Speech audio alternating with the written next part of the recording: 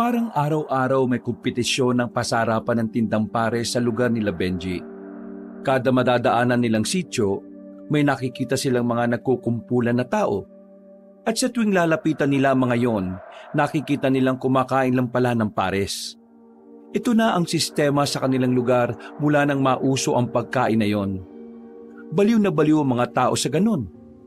Dumarating na nga sa puntong araw-araw na lang na pares ang kinakain nilang lahat. Pre, may bago na naman parisan dyan sa sitio dos ha. Alam niyo kung anong pangalan ng parisan na yon? Ano? Patarantaduan na naman siguro yan. Ang pangalan ng parisan na bago dyan, Paris na Malagkit. Paborito ng mga kabit. Seryoso ba? Eh di puro kabit lang yung kumakain dun. Ewan ko, siguro. Kasi yung nagtayo ng bagong parisan dyan, may galit sa mga kabit eh. Ayos sa pangalan ah. Habang tumatagal, dumadami pa kulo ng mga parisan dito eh, no? Habang tumatagal ka mo, halos magkakatabi na parisan.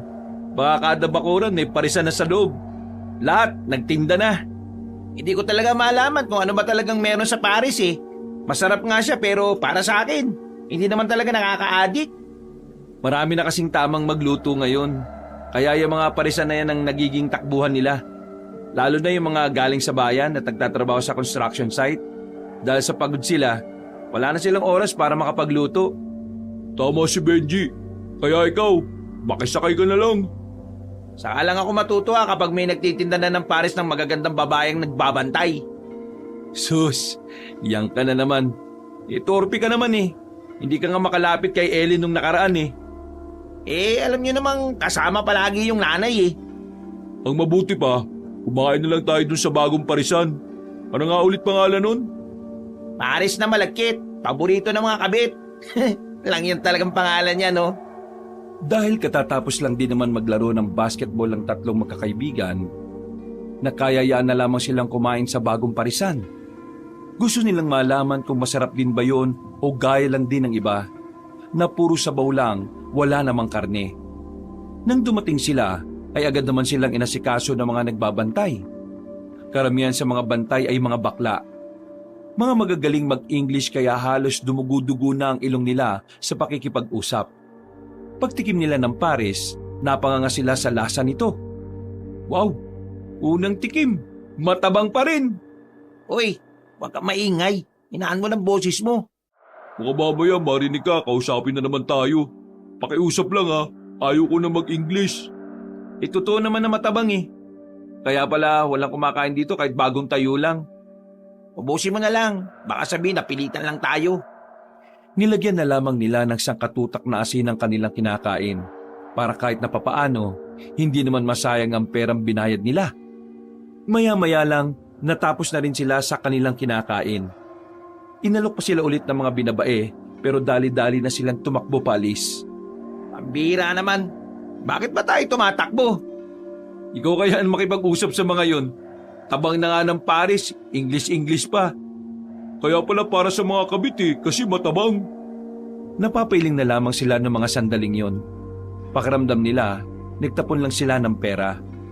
Mula nang matikman nila ang Paris na yon, ay sinabi nilang hindi na sila uulit doon. Mananatili na lang silang loyal sa mga nakasanayan nila. Umuwi na lamang si Benji sa kanilang bahay. Pagdating nila roon, inabutan niya ang kanyang ina na abalang naghihimay ng kangkong. Buti naman at nakaisip ka pang umuwi. Mama naman, kung makapagsalita parang isang taon na akong nawala. Kanina lang naman ako umalis tanghali. Sira ulo ka rin talaga na. Yung mga pinagagawa ko sa'yo, hindi mo na namang ginawa. Wala ka na nga trabaho, hindi ka pa mautusan dito. Ayan. Ano nga yan? Pera, malamang. Saan naman ang galing yan? Nang hold up ka ba? Anong nang hold up? Mukha ba akong hold upper? Mama naman Abay malay ko. Saan nga galing ang perang yan? Panalo namin sa pustahan sa basketball. Ayos May napapala ka pala sa basketball na yan. Oo naman ma. Ikaw lang naman ang walang bilib sa akin nasan nga pala si Papa? Ayun, may ginamot na naman. May nagpunta kasi rito kanina. Ano raw ang sakit ng pasyente? Sakit sa katangahan. Ha? Nangingi sila ng tulong sa papa mo para daw hindi maging tanga ang anak nilang babae. Yung babae kasi, nag-asawa ng pangit. Hindi matanggap ng mga magulang. Kaya akala nila, yung katangahan ng anak nila sakit na pwedeng malunasan. Grabe naman mga magulang yun. Pero mas grabe si Papa pinatulan niya pa.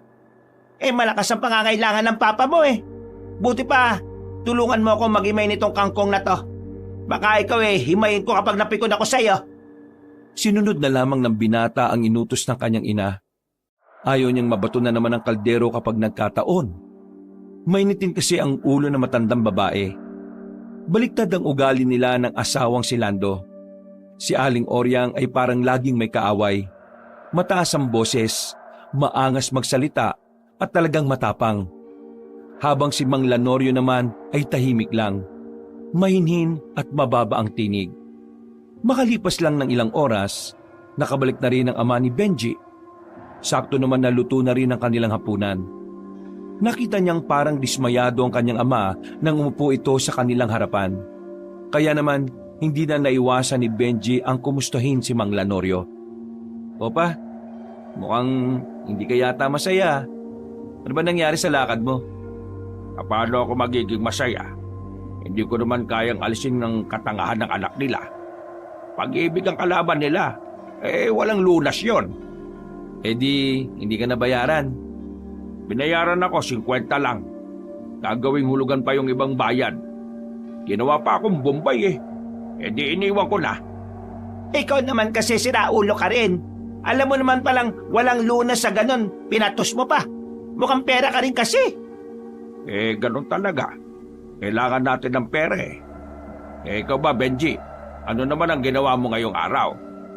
Ayun, nanalo sa basketball at kumain ng pares. Yang pares-pares na yan, usong-uso. Hindi naman masarap. Mas masarap pa luto ng mama mo sa mga yun Hay, wag mo akong bulahin. Kinikilig ako. Pwede ba? Umayos nga kayo. Ang tatanda niyo na, lalandi niyo pa. Ay bakit? Hindi ba kami pwedeng maglandian Mag-asawa naman kami. Ay nako, bahala kayo.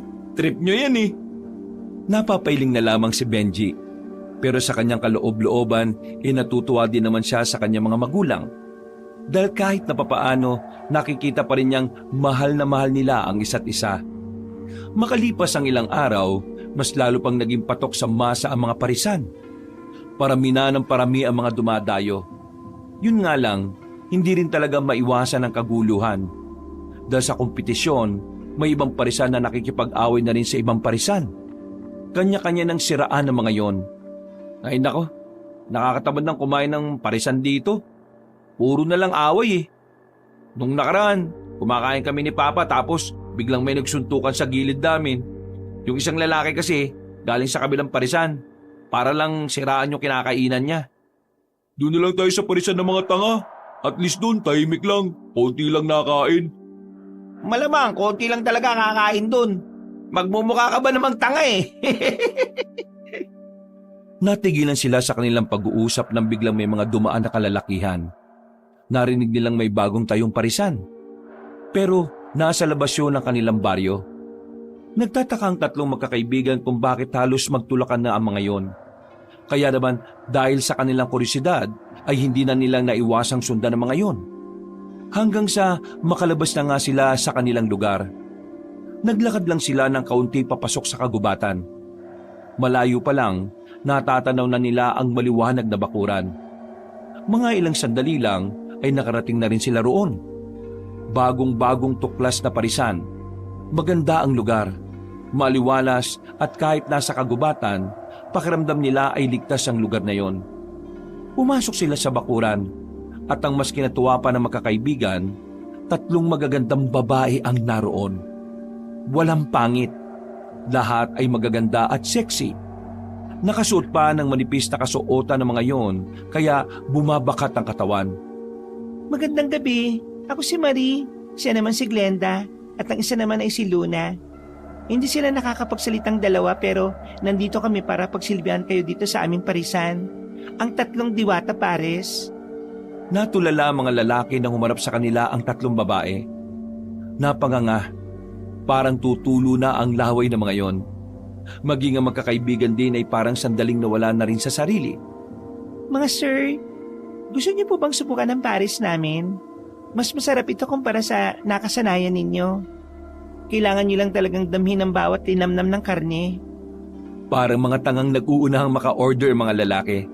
Kaya nagpahuli na lamang sila Benji at nagpa siyang umupo na muna sa tabi. Matapos maka-order ang iba, ay nilapitan naman sila ni Marie, ang babaeng tumatayong may-ari ng parisan. Sir, ano pong sa inyo? Ano pong meron?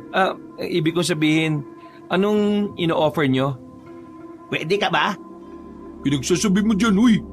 Ibig kong sabihin, pwede bang ikaw ang mag-serve sa amin? Oo naman po. Walang problema. Bali, ang meron po kami rito, sir, Paris Special. Ang Paris Special, meron siyang karne ng baka, may manok din at itlog. Pero kung Paris Overload naman po, sa malaking mangkok po yun at mas maraming karne na ilalagay. Meron din kaming juice na magandang pamaris sa Paris.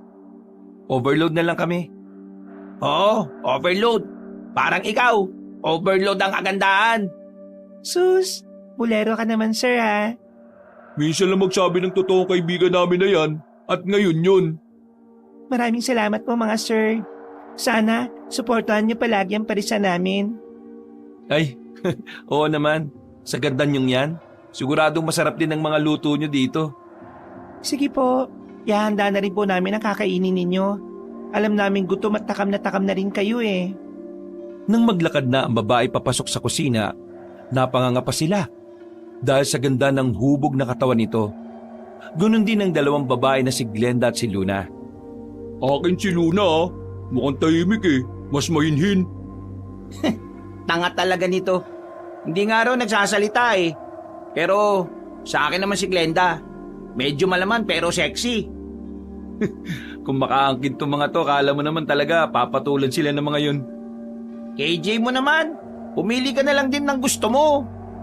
Eh di malamang, sa akin na yung si Marie. Habang nag-asikasong tatlong babae, nakikita pa nila paminsan-minsan na tumitingin ang mga yun sa kanila. Niningitian sila. Maya-maya lang, dinala na rin sa kanila ang Paris nila. Hindi maalis-alis sa mga mata nilang tatlo sa dibdib ng mga babae. Para kasing sinasadya ng mga yon ay pakita sa kanila. Maraming salamat. Sana magustuhan ninyo. At kapag may kailangan kayo, lumapit lang kayo sa amin ha. Nang tikman nila ang Paris, nanlaki ang mga mata nila. Parang gustong magwala ng tatlo sa sobrang sarap ng Paris na kanilang natikman. Para sa kanila, sa dami ng parisan sa kanilang lugar, ito ang pinakaunang natikman nila na sobrang kakaiba. Walang katulad, sobrang sarap. Wisit, bakit ngayon ko lang natagpuan ng parisan na to? Sobrang sarap! Napatingin ang ibang kumakain at natatawa na lang din. Isang malakit na ngiti naman ang sinukli sa kanila ng tatlong babae. Noong mga sandaling yon, agad nilang naubos ang unang kanin na binigay sa kanila. Hindi pa sila nakontento. Kumuha agad sila ng panibagong kanin. At sa nakalipas lang na 20 minutos, nakakalimang kanin at 2 pares na rin sila. Busog na sila. Saka lang sila tumigil nang maramdamang hindi na rin nila kaya pang kumain. Pagkatapos magbayad, nagpaalam na rin sila sa tatlong babae. Sa lahat ng lalaking naroon, napapansin nilang sa kanila mas komportable ang mga yon. Bagay na lalong nagpalaki ng mga ulo nila. Inisip nilang baka may gusto rin sa kanila ang mga yon. Pag-uwi ni Benji sa kanilang bahay ay wala na itong ganang kumain. Naabutan niyang nasa hapagkainan na ang kanyang magulang. Ay, saan ka pupunta? Hindi mo ba nakikita ang kakain na? Ma, pa, mauna na po kayo. Busog pa kasi ako eh. Kakapares mo na naman siguro, na? May bagong parisan kasi sa gubat. Doon kami kumain. Ang sarap eh. Parisan sa gubat? Oo pa, bagong pakulo. Doon sila sa gubat para wala silang gaanong kakompetensya. Tingin ko nga sa mga susunod na araw, dudumugi na yun eh. Ang gaganda ba naman ng mga nagtitinda? Napatingin agad si Aling Oryang sa asawang si Lanorio. Nasa mga tingin nito ang tila pagbabanta. Bumuntong hininga na lamang si Mang Lanorio at hindi na nagsalita pa. Kung sa mga parisan ka nalang kakain huwag ka nang kumain dito sa bahay. Nagluto-luto pa ako hindi ka naman pala kakain dito. Man naman, huwag ka na magtampo. Nagkayayaan lang naman kami ni Alan at Almar. Nagkayayaan mo ka mo. Halos araw-araw na lang nagpaparis kayo. Kapag ikaw nagkasakit sa ganyan, bahala ka sa buhay mo. Paris din ang ipanggamot mo. Bukas dito ka na muna kumain ha. Baka mamaya palayasin ka na ng nanay mo. Oo na. Kakain ako dito bukas, huwag kayong mag-alala. Pumasok na lamang ang lalaking si Benji sa kanyang silid. Napatingin na lamang siya sa kisame. Muli niyang binalikan ang magandang mukha ni Marie habang hinihimas-himas niya ang kanyang tiyan. Hindi mawala-wala sa isipan niya ang magandang ngiti ng babae. Nagtataka rin siya kung bakit sobrang linamnam ng karning kanilang nakain. Kakaiba talaga siya kumpara sa iba nilang nakainan. Para bang merong hiwaga ang karne. Hindi niya lamang maipaliwanag. Basta pakiramdam niya, malabong karne ng baboy o baka yun. Nakapagbiro pa nga siya sa isipan niya na baka karne yun ng kalabaw.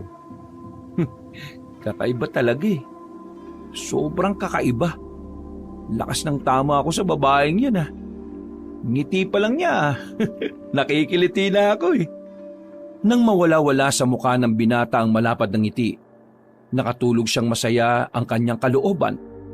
Kinabukasan, dahil wala naman siyang trabaho at dakilang tambay lang naman, pinagsibak na muna siya ni Mang Lanorio ng kahoy. Habang nagkakape matandang lalaki sa gilid, bigla na lamang siya nitong tinanong ng weirdong tanong. Doon ba sa kinakainan nyo ng mga parisan, wala ba kayong napapansin na kakaiba sa mga kinakain ninyo? Gaya na lang ng biglang sasama ang pakiramdam nyo o sumasakit ang tiyan. Po? Wala naman pa. Ang nararamdaman ko lang naman minsan bad trip. Ang dami kasi parisan pero hindi naman lahat masarap. Teka, bakit niyo po pala natanong? Wala naman. Naisip ko lang naman kung malinis ba yung mga karneng ginagamit nila. Gusto mo ba ng kwento tungkol sa mga parisan? Baka naman 5 oras na kwento yan pa Magbabasketball pa ako. Noong araw, uso na ang mga parisan. Pero alam mo, anong nakakatakot nung araw? Mga aswang ang nagpapatakbo ng parisan. Yan ang numero 1 negosyo ng mga aswang noon sa Guimaras. Kwentong barbero na naman to, Papa Totoo sinasabi ko, Benji. Pero huwag ka mag-alala. Matagal na yun. Binata pa ako noon. Wala na rin naman sigurong aswang ngayon dito sa atin. Oo pa, wala na talaga. Usong-uso ng mga high-tech na cellphone ngayon no? Kaya malabo ng aswang kasi moderno na rin. Pero palagi ka pa rin mag-iingat ha. Kahit na albularyo ako, may mga sakit pa rin hindi ko kayang gamutin. Natanging doktor lang ang makakagamot. Wala tayong pera, Benji, pinapaalala ko lang. Opo pa, nag-iingat naman ako palagi Hindi mo naman kailangan mag-alala. Malakas po ang katawan ko. Siguraduhin mo lang kasi kapag nagkasakit ka, mayayari tayong pareho ng mama mo. Nagtawanan na lamang ang mag-ama ng mga sandaling yon. Maya-maya nang matapos na sa ginagawa ang lalaking si Benji, sinundo siya ng 2 niyang kaibigan. Hinila siya palabas ng kanilang bakuran. Gagi, ang dami na agad tao sa parisan nila Marie. Bad trip. Wala na tayong pwesto. Dami na nating kaagaw sa kanila. Ano pa nga asahan nyo? Masarap yung Paris Masarap pa yung mga nagluluto. Kainis. Gusto ko pa naman sana kumain ngayon. Kaso nga lang, kanina pa kami pabalik-balik. Hindi pa rin nababawasan ng mga nandun Oo, umalma nga kayo. Hapon pa lang naman Hindi sa gabi tayo pumunta doon. Pero may iba lang Alam niyo ba yung kwento-kwento dito sa atin ngayon? Tungkol saan? Tungkol dun sa lalaking dinukot daw ng mga lalaking nakaitim. Ha? Kailan? Kanina lang. Kanina lang pumutok yung balita. Hindi niyo alam? Hindi naman kami chismoso katulad mo Sabi sa usap-usapan, naglalakad lang daw yung lalaki tapos may 4 na lalaking nakabalot ng itim na biglang sinakluban ng telang itim yung ulo ng biktima. Wala naman sanang pakialam si Benji sa kwento ng kanyang kaibigan na si Almar dahil para sa kanya, hindi na bago ang dukutan. Pero naging interesado si Benji nang kinabukasan ay meron na namang nawawalang tao. Kalat na kalat yun sa kanilang lugar. Umabot na nga rin sa katabi nilang baryo. Sa bawat sityo nila, yun ang usapan sa mga parisan. At ang sinasabi ng lahat, mga lalaking nakaitim talaga ang kumuha at dumukot sa bagong biktima. Naririnig mo ba ako sa usapan, Benji? Ay nako, may mga dinukot na tao ngayon. 2 biktima na meron dito sa lugar natin. Alam mo ba kung ano raw ang ginagawa sa kinukuhang tao? Kinukuha ang laman loob, mata, utak, basta lahat pwedeng pakinabangan, kinukuha. Binibenta raw mga yon sa mga sindikato sa Maynila. Kaya ikaw huwag ka na munang gagala-gala. Kahit naman makuha nila ako, wala naman sila mapapala sa mga laman loob ko eh. Hindi naman na ako fresh. Hay! Siraulo ka talaga kapag kinakausap pa ng maayos no? Oo na po, nakikinig naman ako eh. Yang sinasabi ng mama mo, totoo yan. Naalala ko na naman nung araw. Napadpad kasi ako sa Manila kasi nandun yung tiyuhin ko. Ay nako, halos araw-araw may nangunguha ng mga bata. O kaya kahit ano na lang, matanda, babae, basta marami. Tapos, ibebenta na naman nila sa mga aswang. Alam ko na kasunod niyan, pe. Aba, bastos to. Nagsasalita pa nga ako eh. Alam na kasi namin ni mama yung kasunod eh. Matapos makapagapunan, pasimpleng lumabas ang lalaking si Benji para puntahan ang 2 kaibigan niya na kanina pa pala siya hinihintay. Noong mga sandaling yon, balak na naman nilang kumain sa parisan nila Marie. Pares na talaga ako. Bilisan nyo naman maglakad. Ang babagal nyo eh. Gustong-gusto mo lang makita si Glenda eh. Malamang. Huwag na nga kayo maging ipokrito. Alam naman natin yung mga babae lang naman ang pakay natin eh. Bigla silang napatigil sa paglalakad na makaramdam sila na parang may sumusunod sa kanila. Na makarinig sila ng mga kaluskos, agad-agad silang naghilahan para makatakbo. Nadapa pa si Almar sa tae ng kalabaw. Sumubsob siya roon. Nalagyan ng tae ang kanyang dibdib. Nung pagkakataong yon, sa halip na tulungan nila si Almar, nauna pa nila itong pinagtawanan. Ang pag-iisang dibdib ng tae at ng dibdib ng mukhang tae. Uy, ang gulo naman ang sinabi mo. Pero nakakatawa. Maulang ya, sa halip na tulungan niyo ako makabangon, tinatawanan niyo pa ako. Ganun daw kasi ang tunay na kaibigan. Galit na bumalik si Almar. Hindi na sila nito nilingon. Natatawa na lamang si Benji at Alan. Para kasing batang nagmamaktol si Almar habang may ebak ng kalabaw. Gagi kasi ito, tinawanan eh. Sus, tumawa ka rin naman eh. Ayaw na yon. Siya naman yung unang nanghili. 2 na lamang silang nagtungo sa parisan. Nang dumating sila roon, nakita nilang nagliligpit na pala ang 3 babae. Wala na rin mga customer. Maaga kasing naubos ang tinitinda nila Marie. Dismayadong lumapit ang magkaibigan habang napapakamot sa ulo. Maganda gabi, Marie. Wala na kayong tinda? Ay nako, pasensya na kayo. Ang aga kasing naubos eh. Hindi nyo naman kasi kagad sinabi na pupunta kayo para napagtabihan namin kayo. Talaga? Pwede nyo pala kaming pagtabihan? Oo naman. Isa kayo sa unang customer namin kaya espesyal kayo sa amin. Ganun ba? Total, wala na rin naman kaming inabutan. Tutulungan na lang namin kayo magligpit. Ay nako, hindi na. Kaya naman namin eh. Kahit itong mga upuan at lamesa lang. Saan ba ito ilalagay?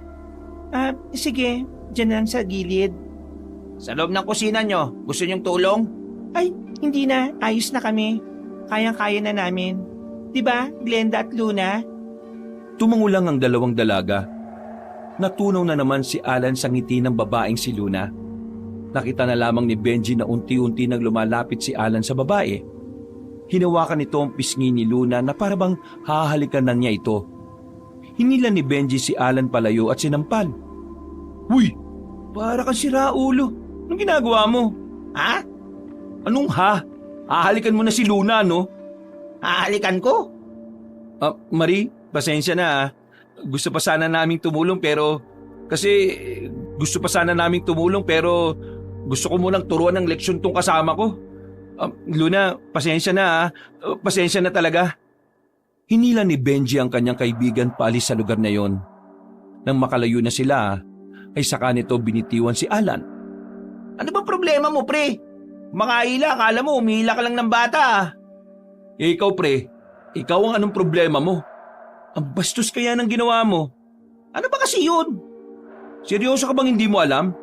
Magtatanong ba ako kung alam ko? Pre, bigla ka nalang lumapit kay Luna. Tapos hinawakan mo pa sa pisngi. At mga halikan mo. Paano hindi mo alam? Ha? Ginawa ko talaga yun? Oo. Kaya nga kita hinila eh. Kasi baka mamaya ireklamo nila tayo. Totoo ba? Ano? Gagawa ko ng kwentong ganito? Wala ka ba talagang naalala? Wala nga. Ang huli ko lang naalala, napatingin ako kay Luna. Tapos sunod nun, bigla mo na lang ako sinampal. Seryoso ba talaga? Ano nangyari kanina? Nawala ka sa sarili? Hindi ko alam. Kilala mo naman ako, pre. Kahit na mahilig ako sa babae, hindi ko gagawin bigla na manghalik lang ako. Lalo na kung hindi ko naman kilala gaano. Hindi wala ka nga talagang alam dun. Ay sus, ang kulit mo talaga, wala nga. Di ka kaya na-hypnotize kay Luna? Si Luna? Kayang gawin yun? Napakamot na lamang si Benji sa kanyang ulo. Maging ito rin kasi ay naguguluhan sa nangyari. Habang naglalakad sila pabalik ng kanilang lugar, pinagpalagay na lamang ni Benji na baka naingkanto lang si Alan.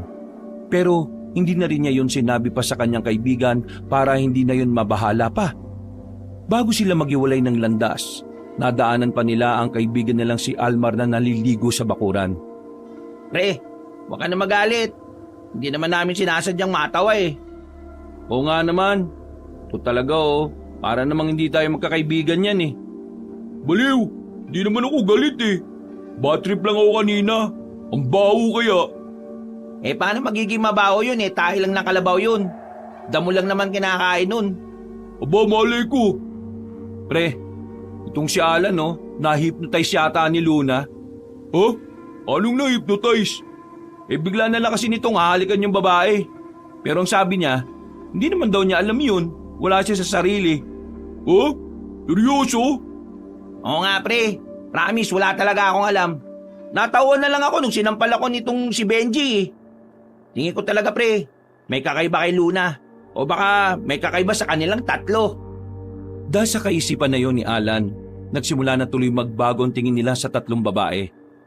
Ang kanilang pagpapantasya ay napalitan ng pagtataka. Tila ba nagkaroon sila ng haka-haka na baka merong tinatago ang mga babae. Mula noon, nagkaroon na rin sila ng pag-aalinlangan na kumain doon.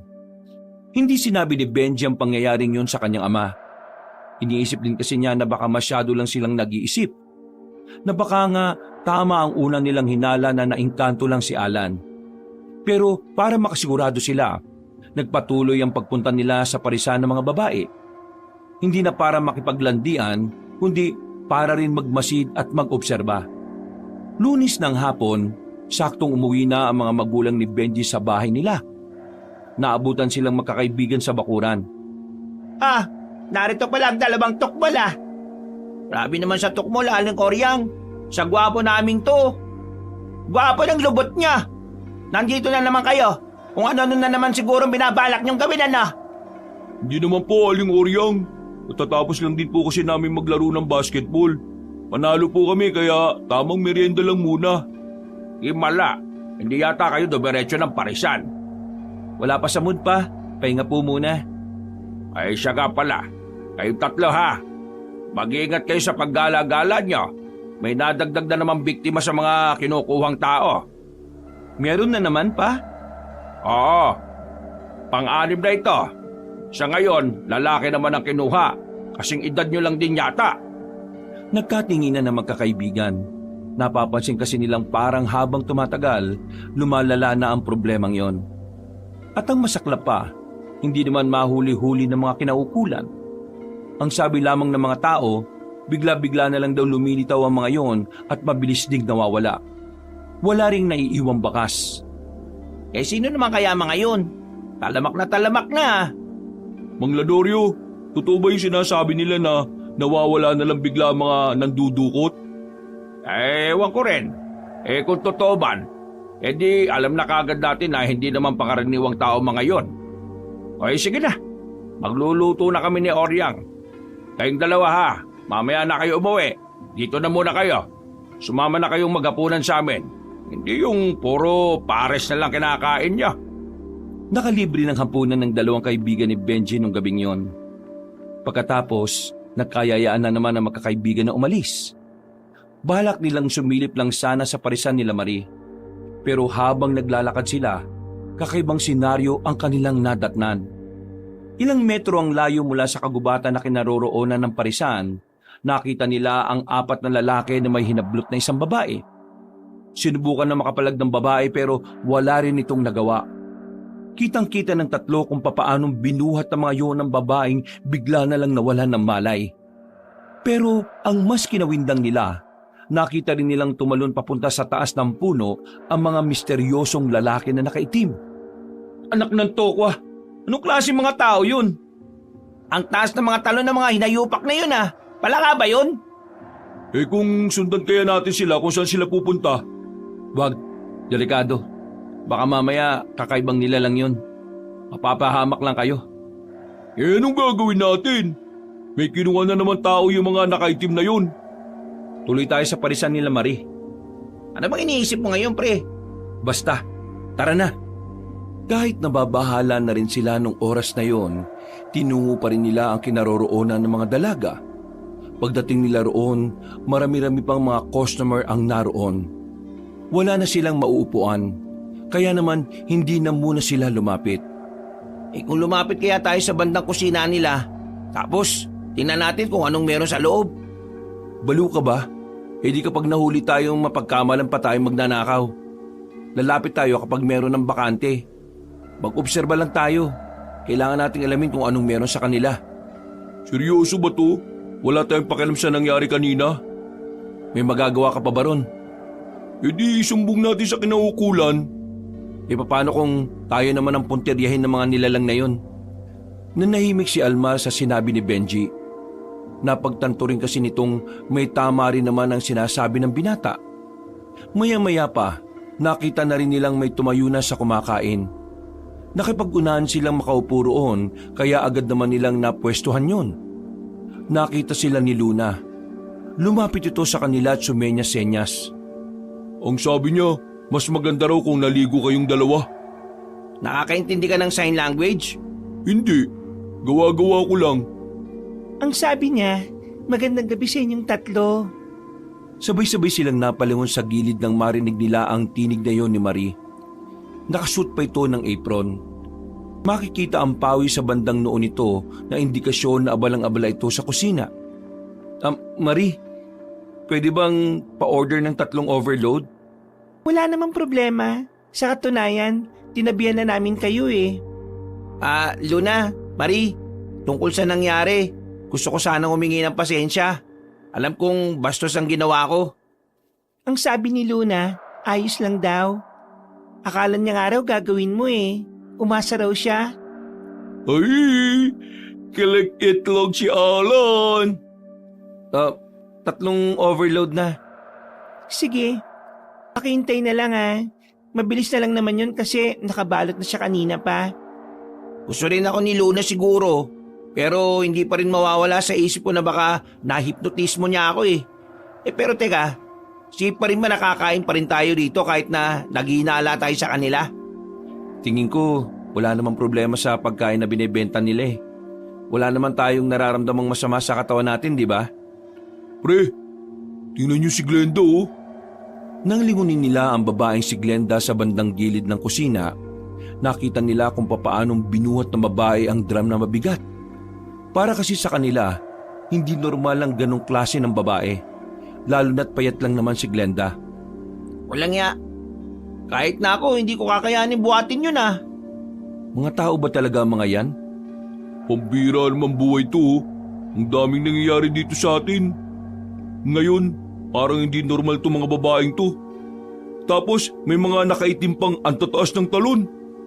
Ayun na, kumilos lang kayo ng normal Umayos sila ng pagkakaupo nang lumapit na sa kanila si Marie at Luna. Mainit-init pa ang pares na inilapag sa lamesa. Talagang sinadya ng dalawang dalaga na yumuko para makasilip ang mga binata sa kanilang itinatagong bundok. Sana mag-enjoy kayo. Marie, Bakit? pwede ba kitang ligawan? Munti ka na mabilaukan ng dalawang kaibigan niya nang sabi niya yon. Ang babaeng si Marie naman ay napangiti at natawa na lang din. Seryoso ka ba? Oo naman. Bakit naman hindi? Alam mo kasi, wala akong oras sa mga ganyan eh. Kita mo naman kung gaano ako kabala rito. Tapos, may dalawang kapatid pa akong hindi nakakapagsalita. Kailangan nila ako sa buhay nila. Pasensya ka na. Okay lang. Naiintindihan ko naman eh. Ngumiti na lamang ng pilit si Benji at naglakad na rin palayo ang babaeng si Marie. Agad naman siyang pinagtawanan ng dalawa niyang kaibigan. Agoy, busted ang tropa namin na yan. Ababasted ka talaga. Binigla mo ba naman eh? Mga siraulo, akala niyo ba seryoso ko? Sus! Dahilan mo lang na di ka seryoso para hindi alatang paiyak ka na. Sinubukan ko lang kung papayag siya. Para kung pumayag siya, may dahilan ako para magtanong tungkol sa tinitirhan nila. Natahimik ang dalawang lalaki. Sumeryoso na rin ang mukha nila na parang nakaramdam ng hiya. Para malaman natin kung anong meron sa kanila.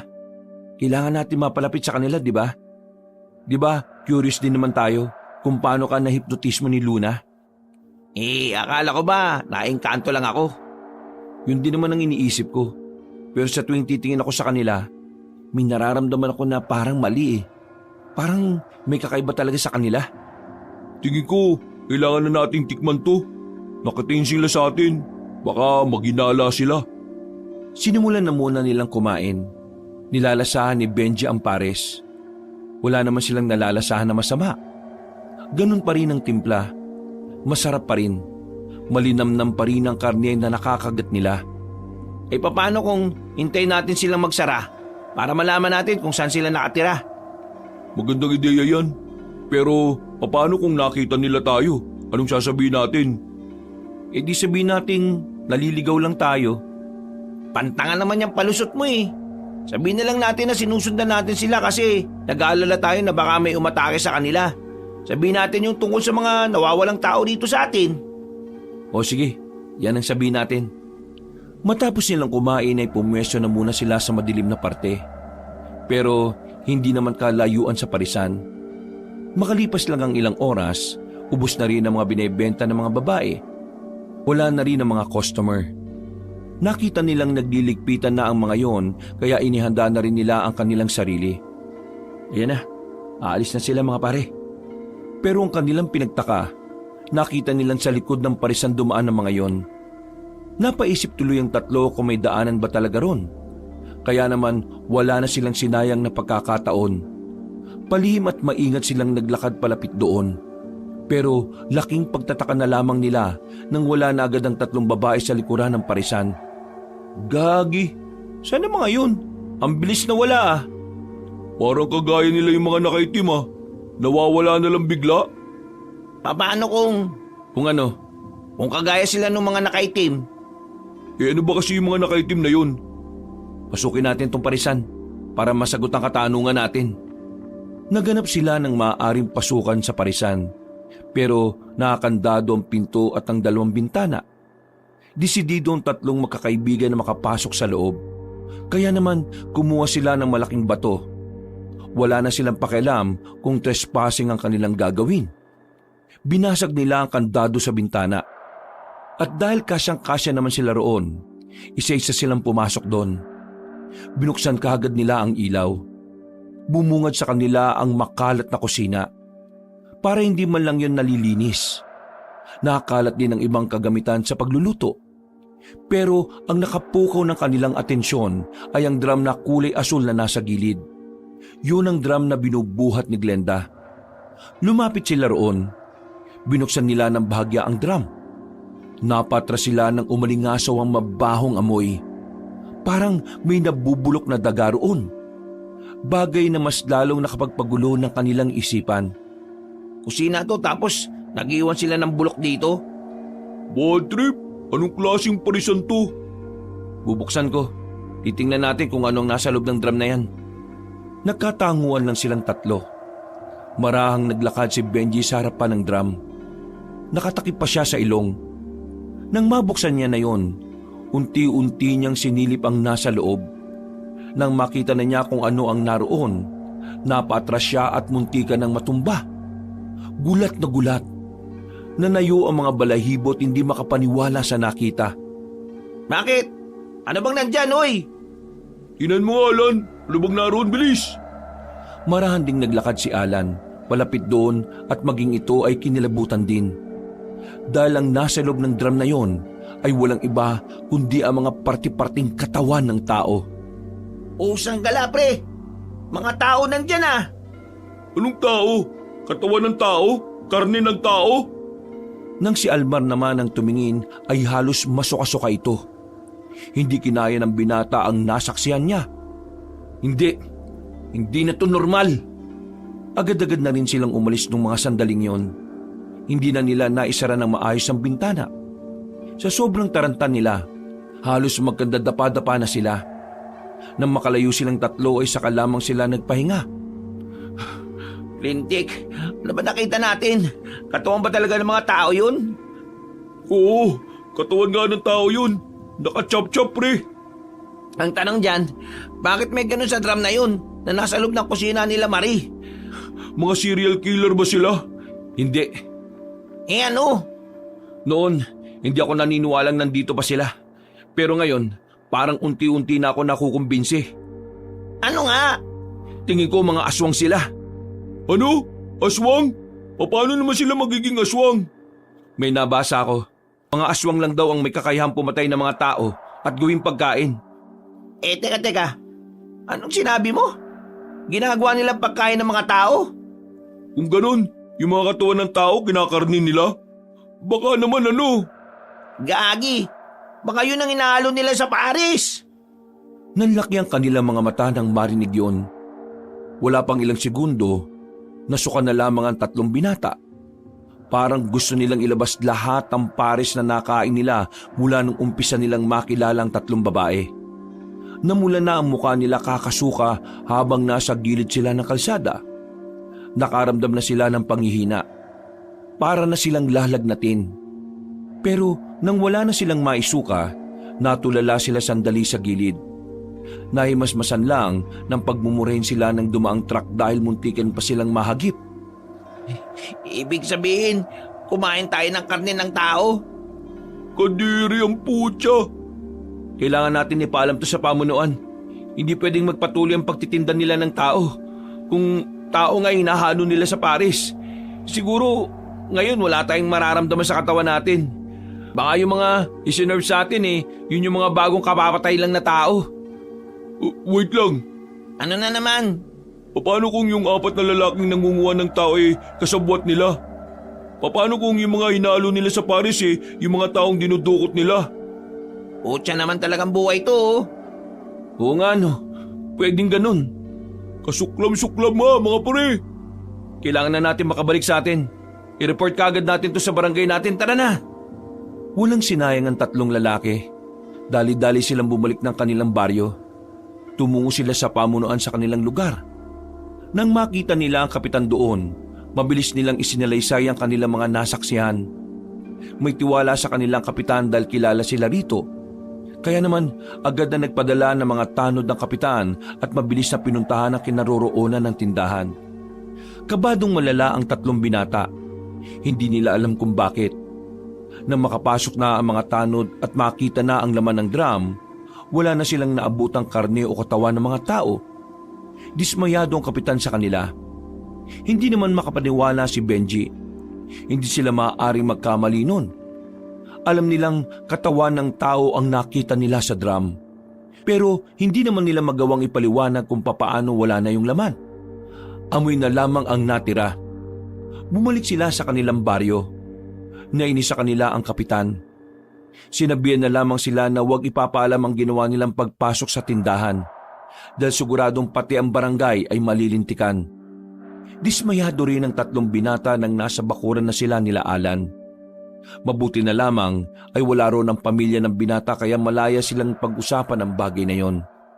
Tingin ko, kailangan na rin natin kabahan. Bakit tayo kakabahan? Totoo naman nakita natin yun Hindi niyo ba naintindihan ang nangyayari? Inalis nila kaagad yung laman ng drum. Ibig sabihin, alam nila Marie na naroon tayo kanina. May punto siya, pre. Kaya anong gagawin natin ngayon? Wala. Wala tayong gagawin. Kikilos lang tayo na parang walang nangyari. Pero iwas muna tayo sa parisan nila. At huwag na muna tayong maglalalayo sa bahay. Paano ako, pre? Wala akong kasama dito. Sa susunod na buwan pa uuwi sila mama Hindi doon ka muna sa amin. Ipapaalam kita kay mama at papa. What if sabihin natin kay Mang Lanorio ang tungkol dun kay na Marie? Total, albularyo naman ang papa mo, di ba?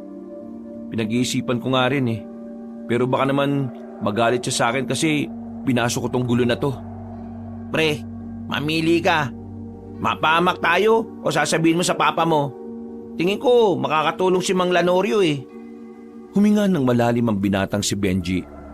Pumayag siya sa gusto ng dalawa. Maya-maya lang, isinama na rin ni Benji si Alan patungo sa kanila. Pagdating nila, naabutan pa nilang gising si Mang Lanorio. Nagkakape pa ito sa kanilang bakuran habang nagmumuni-muni. Magandang gabi po. Oh, magandang gabi naman. Saan ba kayo galing at parang ginabi na kayo? Pa, pwede bang dito na muna si Alan sa atin? Magkasama kami sa kwarto ko. Ay, oo naman. Bakit? May problema ba? Ito kasing si Alan Takot mag-isa sa bahay nila. Baka raw kunin siya nung mga nandurukot. Oo nga po, Tito. Baka po pwede lang po, kahit sandali lang. Wala pa kasi sila mama hanggang ngayon Napasarap na yata ang bakasyon sa Maynila. Oo, sige. Pa, tulog na ba si Mama? Oo, maaga pa yung bukas Pa, may sasabihin sana kami sa'yo. Pero huwag ka sana magugulat Nakabuntis ka? Pa naman hindi. Ano nga ba yan? Pa, ganito kasi. Alam mo yung kinakainan namin na pares? Oh, Yung magagandang babae? oh. May natuklasan kami sa kanilang kakaiba. Nung nakaraan kasi, itong si Alan, bigla na lang niyang hahalikan yung isa sa mga babae. Luna yung pangalan. Pero ang sabi niya, hindi naman niya alam na gagawin niya yun. Para bang nahipnotismo siya pa. Kaya dahil doon, inobserbahan namin sila. Hanggang sa naisip na namin na pumasok sa parisan nila. Nung walang tao, pumasok kami. May drum doon na malaki. Pagbukas namin, may laman siya na karne ng tao. Sobrang May laman ito na karne o katawan ng tao. Sobrang baho. Tapos kanina, yung tinawag na namin sila kapitan para puntahan yon. Pagbalik namin, wala nang laman yung drum. Mukhang natunugan nila kami. Hindi lang po yun. Alam niyo po ba yung mga lalaki na dudukot na bigla-bigla na lang nawawala? Nakita rin namin yun nung nakaraan na may kinuwang babae. Ang inala pa namin, itong 3 lalaki po may koneksyon sa mga babaeng nagpapares. Kumbaga, sila nanguuli ng tao na ihahalo nila sa pares. Pa, nakakain kami ng karne ng tao. Wala kaming kaalam-alam na karne ng tao yung hinahalo nila sa pares namin Ay, huwag kayo mag-alala. Wala naman nang mangyayaring masama sa inyo. Nagtaka si Benji kung bakit ganun ang reaksyon ng kanyang ama. Ang iniisip niya kasi, bigla-bigla na lamang maalarma ang kanyang tatay. Pero parang hindi man lang ito nagulat. Pa, parang alam mo nang sasabihin namin to May alam ka ba rito? Alam niyo ba kung bakit nagsabay-sabay tayong kumain dito nung gabi?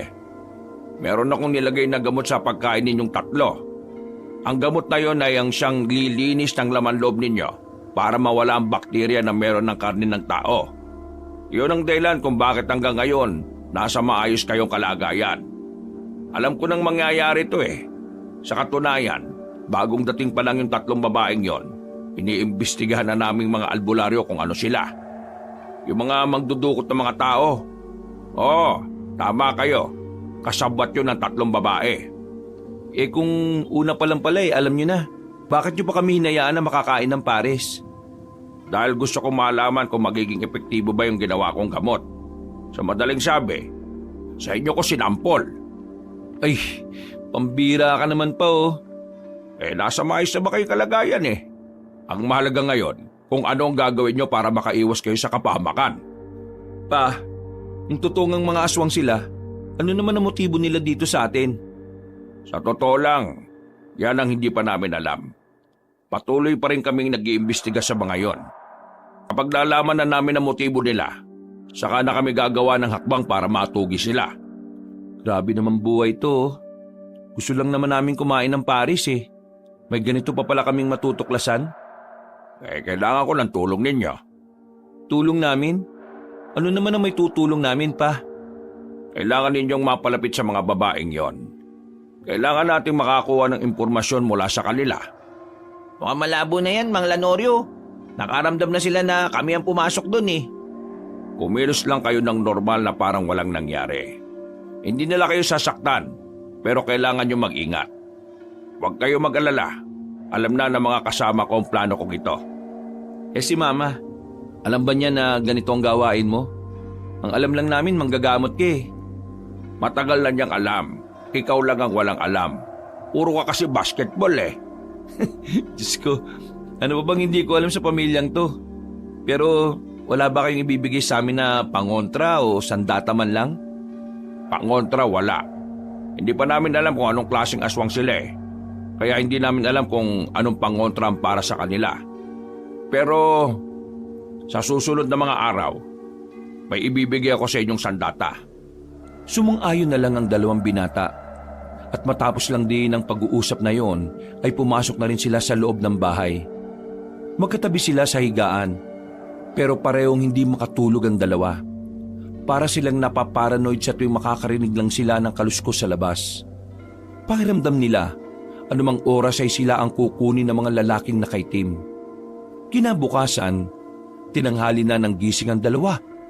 Nakalis na nga rin ng bahay ang matandang si Oryang. Si Mang Lanorio na ang gumising sa kanila. Mukhang hindi yata kayo nakatulog na maayos ah. Magkakaharap na sila sa hapagkainan. Diretsong tanghalian na sila nung oras na yun. Opo, hirap makatulog. Naisip pa rin kasi namin yung mga nangyayari eh. Normal lang naman yan. Huwag kayong mag-alala. Hindi naman yan panghabang buhay. Pansamantala lang naman yan. Nakalis na ba si Mama? Oo, kanina pang umaga. Pa, matanong ko lang, paano pala si Mama? Paano kung alam nila Marie na nanay ko siya? Baka pag-initan din siya. Hindi mo kailangang intindihin ng mama mo. Alam niyang pwede mangyari yun kaya lagi siya nakahanda. Huwag niyong sabihing albularyo din si Mama? Nako, hindi naman. Sadyang may alam lang ang mama mo. Sige na, kumain na kayo. Pagkatapos niyan, puntahan natin si Almar at sasama kayo sa akin. Saan po tayo pupunta pa? Basta, sumama na lang kayo. Pagkatapos ng kanilang salo-salo, naligo na rin ang dalawa. Pinuntahan nila si Almar at isinama na rin nila ito. Naglakad sila ng halos 30 minutos. Nakarating sila sa tuyong ilog na kung saan may mga nakalatag na malalaking tent doon. Pagkakita pa lang nila Benji, alam na agad nilang doon tumatambay ang mga kagaya ng kanyang ama. Dinala ko kayo rito para turuan ng mga dapat niyong gawin. Nasa panganib rin ng inyong buhay dahil sa mga natuklasan ninyo. Tuturuan din namin kayo rito kung paano niyo mapapakalma ang sarili niyo kapag kaharap niyo na mga aswang. Tumango na lamang ang tatlong binata ng mga sandaling yon. Maya-maya pa, inilapit na rin sila ni Mang Lanorio sa mga kilalang tagaturo ng kanilang samahan. Nang magsimula na silang magsanay, madili nilang natutuhan ng mga itinuro sa kanila. Inabot sila na maghapon. Dakong 10:00 na rin sila ng gabi nakauwi. Pagod ang inabot nila. Pero masaya si Benji dahil kahit papaano, meron na rin siyang ideya sa kung anuman ang trabaho ng kanyang ama. Habang naglalakad silang apat pa uwi, hindi nila maiwasang mag-usap-usap tungkol sa mga nangyayari. Pa, ganun ba talaga kahirap ang trabaho nyo? Mahirap talaga sa una. Pero kapag nasanay ka na parang mamaniin mo na lang din eh. Maraming salamat nga po pala, Mang Lanorio. Kahit na papano, hindi na ako natatakot. Kasi alam kong kaya ko silang palagan. Huwag tayo masyadong kampante ha. Hindi pa natin alam kung anong kapasidad ng kalaban natin. Basta ako, kalma lang. Pero mga tol, handa na ba kayo ngayong gabi? Oo, Nakahanda na kami. Kailangan ba natin magdala ng sandata? Wag. Makakalata sila. Nakabantay naman ako kaya wala kayong dapat ikabahala. Sandali na muna silang tumambay sa bahay nila Benji para makapagpahinga. Makalipas lang ang halos 1.5 oras na pagpapahinga, lumakad na rin ang 3. Palihim naman na nakabuntot sa kanila ang matandang sila Norio. Habang naglalakad, alerto sila sa kanilang paligid. Patingin-tingin sa kung saan-saan. Aminadong kabado sa lugar na kanilang tinatahak. Bukod kasi sa wala ng katao-tao, sumakto pa talagang sira din ang ilaw sa mga poste. Parang ganito yung napanood kong pelikula eh. May lumabas na halimaw tapos ang unang namatay yung matangkad. Gusto mo ba ako mamatay? Nagsasabi lang naman ako nung napanood ko eh. Pwede ba? Manahimik na muna kayo. Kasi malapit na tayo eh. Napapailing na lamang si Benji. Nang makapasok na rin sila ng kagubatan, mas binilisan pa nila ang lakad nila. Hanggang sa matanaw na nga nila ang parisan nila Marie. Nakita nilang mangilan-ngilan lang ang customer na naroon kaya agad na rin naman silang lumapit. Huminga sila ng maluwag bago sila umupo sa harapan ng lamesa. Magandang gabi sa inyo. Mabuti naman at narito na kayo. Kanina pa namin kayo hinihintay eh. Kami? Inihintay nyo? Bakit? Siyempre, kayong espesyal na customer namin. Kayo lang ang pinakakatiwalaan namin eh. Ganun ba? Maraming salamat pala kung ganun.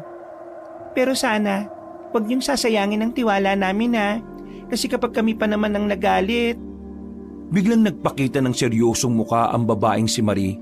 Sa sandaling ito, nakaramdam naman ng kaba ang 3 lalaki. Pero nawala ang kaba nila nang biglang ngumiti ulit ang dalaga. Uy, mga seryoso naman kayo, biro lang. Kayo naman parang ibang tao eh. Ay, nanibago lang kami sa'yo. Kasi parang ang daldal mo ngayon eh. Eh kasi naman, may problema kami magkakapatid. Problema? Anong problema?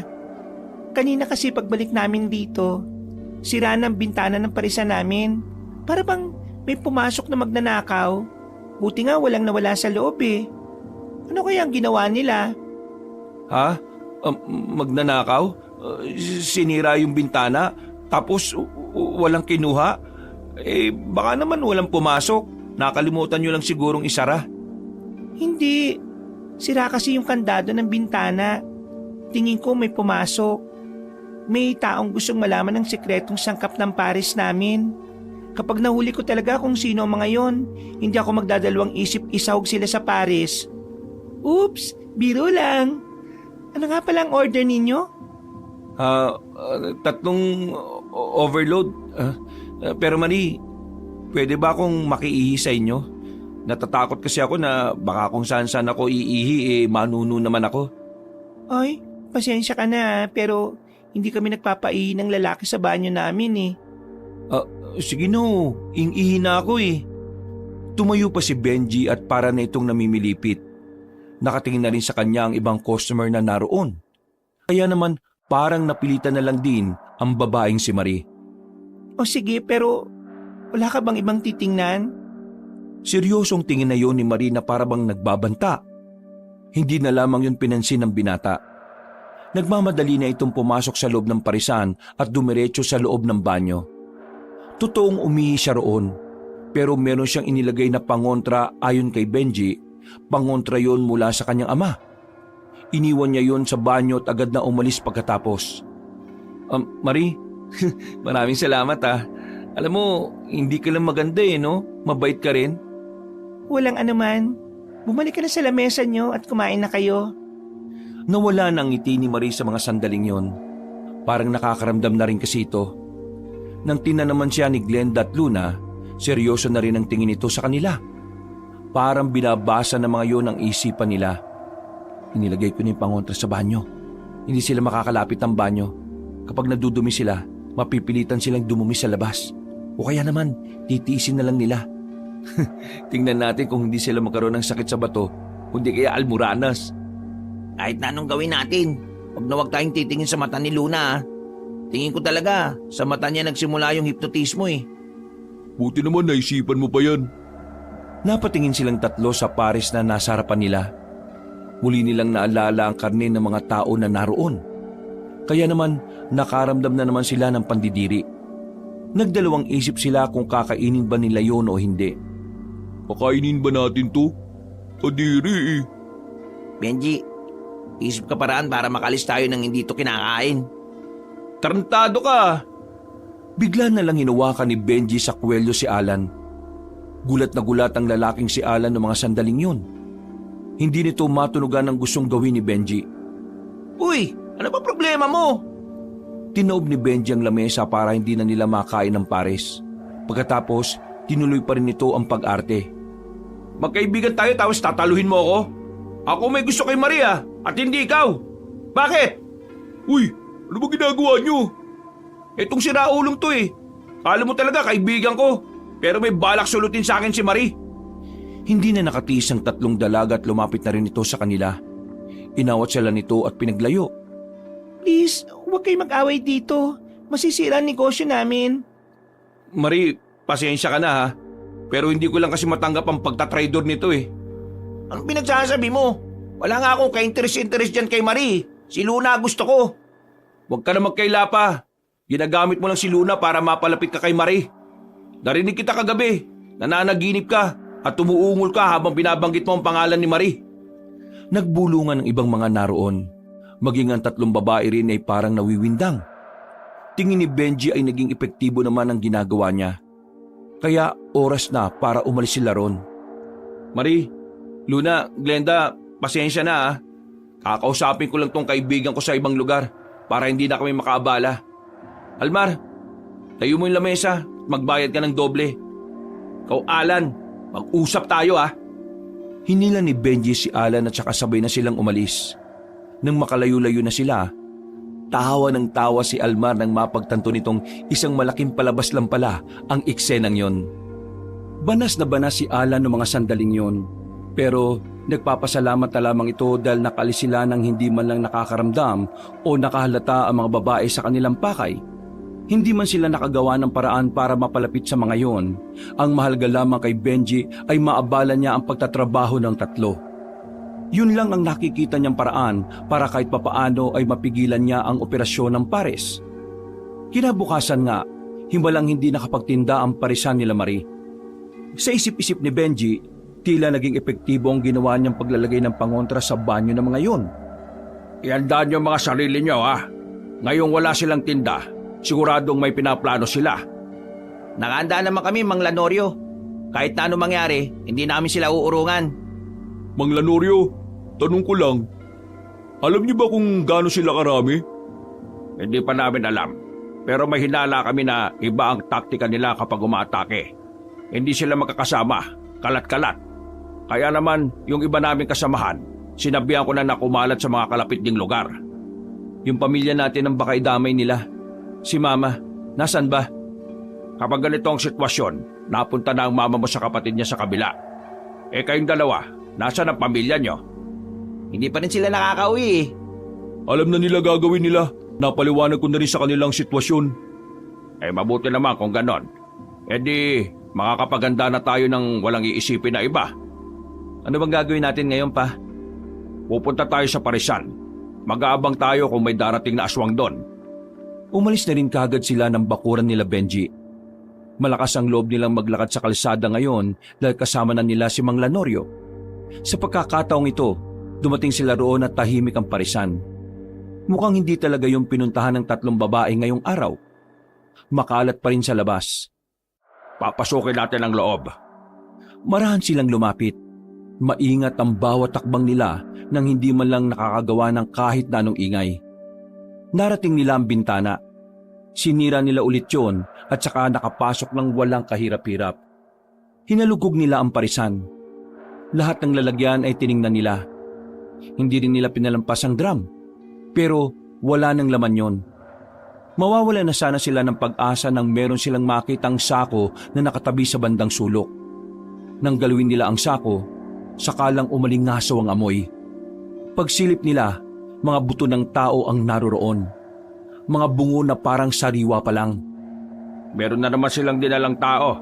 Pero hindi siguro dito sa atin. Alam nilang nagiging mainit na sila sa atin eh. Kailangan natin malaman kung anong klaseng aswang sila para maumpisa na rin natin kung paano sila pupuksain. Sige pa, maghalugog pa kayo dyan. Kapag may nakita kayong kakaiba, sabihin nyo kaagad sa akin. Ipinagpatuloy lang nila ang kanilang ginagawa. Halos magulo na nila ang mga gamit sa loob. Pero wala na silang pakialam kung makahalata pa ang babaeng naroroon. Wala silang nakitang kung ano.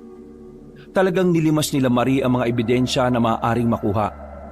Kaya ang ginawa na lamang ni Mang Lanorio, nilagyan niya ng malakas na pangontra ang parisan para hindi na to magamit pa. Palabas na sana sila ng parisan nang maramdaman nilang may dumating sa labas. Naalarma ang apat. Hindi nila alam kung papaano sila makakalabas nang hindi sila nakikita ng mga aswang. Kaya naman, kanya-kanya na silang tago. Ilang sandali lang, agad nang nagbukas ang pintuan. Pagpasok pa lang ni Marie, bigla na itong napalabas agad. May pumasok na naman dito. Galit ang tinig ng babae. Narinig na lang din nilang may dalawa pang babae na umangil. Sinensya naman ni Mang Lanorio ang 3 binata na maghanda. Dahil sa mga sandaling yon, inaasahan na talaga nilang mapapalaban sila. Umalis na tayo rito. Hindi na natin mapapakinabangan ang parisan na ito. Narinig na lang din nilang parang may pumagaspas na pakpak. Pagsilip nila sa labas ay wala na ring naroon. Nakahingaan na maluwag sila Benji. Hindi naman na nila sinayang ang oras para makaalis na rin.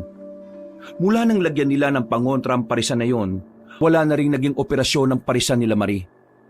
Maraming kalalakihan ng lalungkot dahil hindi na nila nakikita ang 3 magagandang babae.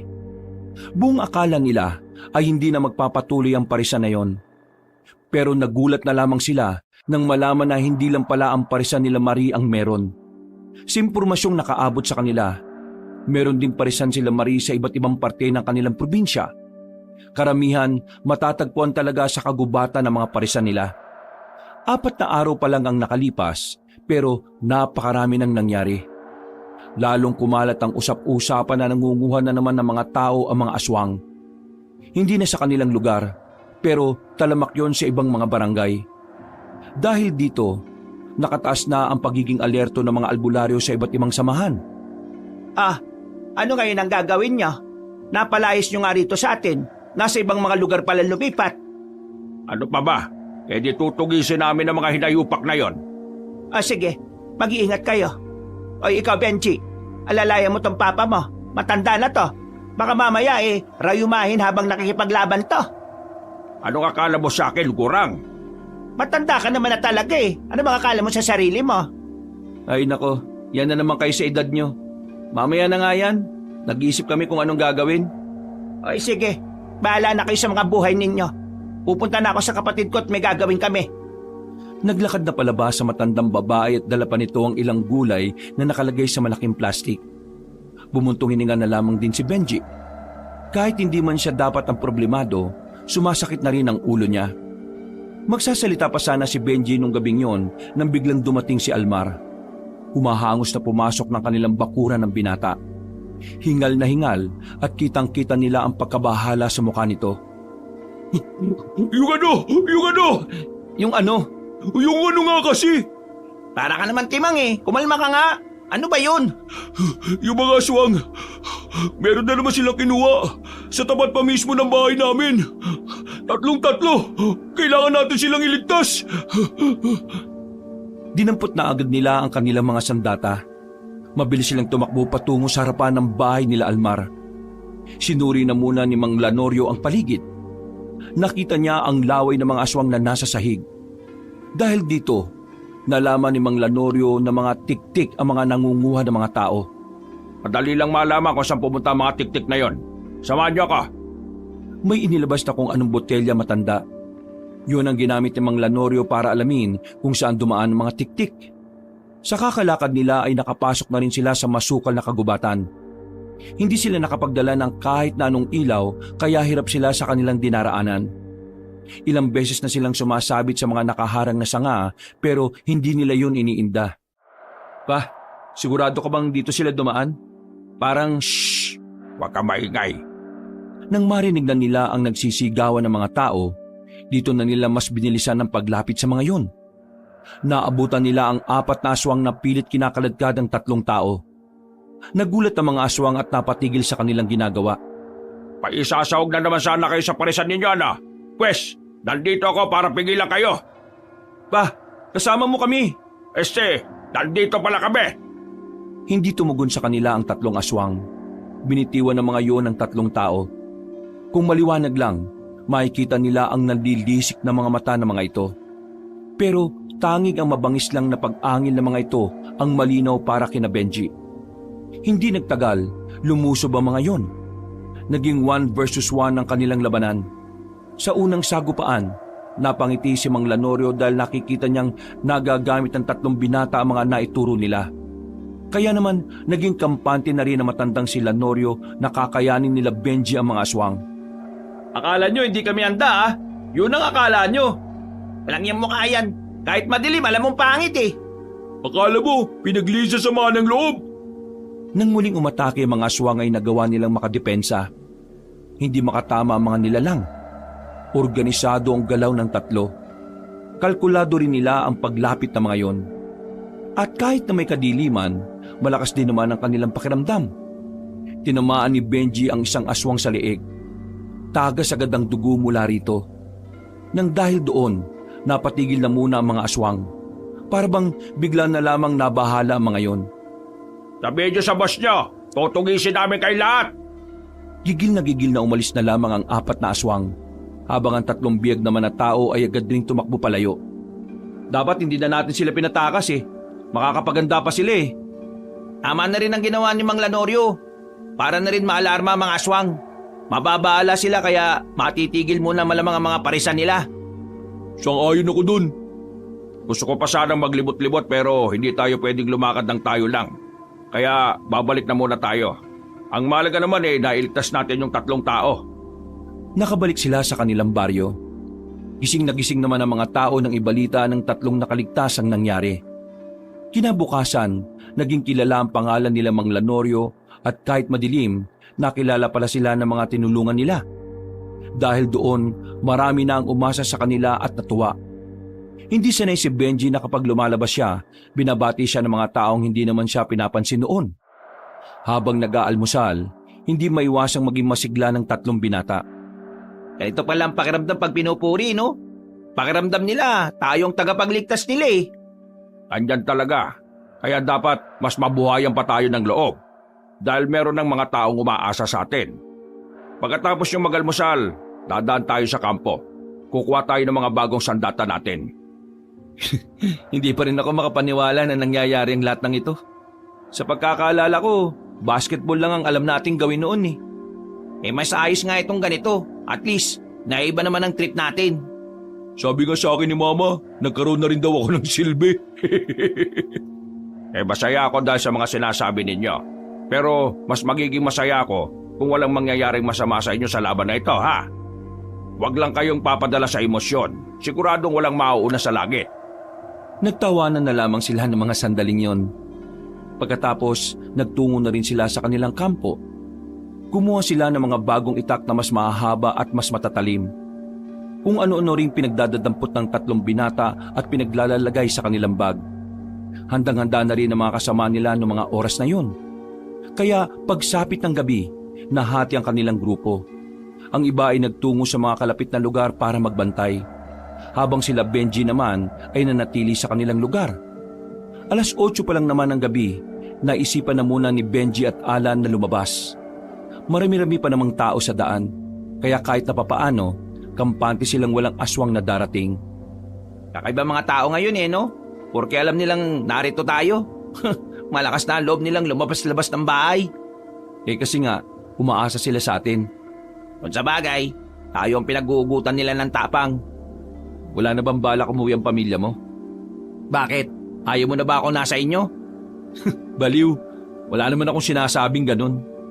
Kahit inuubos mo lagi yung hotdog dun, ayos lang naman sa akin yan eh. Curious lang ako bakit di sila nauwi. Ewan, baka may bago na silang bahay sa Maynila. Malapit na sila sa kanilang patutunguhan nang bigla nilang nakita si Marie sa gilid. Nakatayo ito na paramang walang nangyari. Kasama nito si Luna.